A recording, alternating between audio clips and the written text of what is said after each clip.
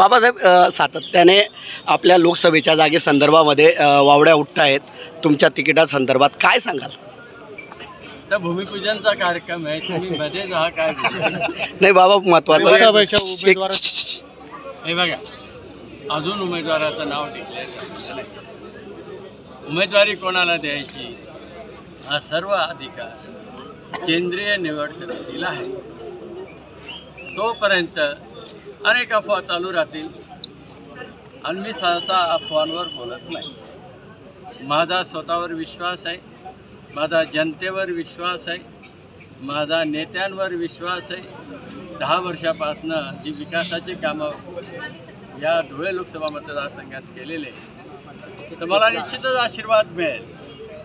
शेवटी अधिकार केंद्रीय नेत्यांचा आहे.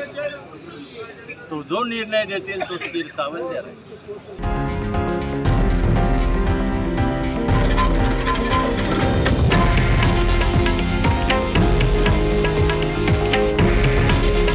हे आहे देशातील नंबर 1 न्यूज नेटवर्क आणि आपण पाहत आहात TV9 मराठी. काळजी तुमची, हित महाराष्ट्राचं.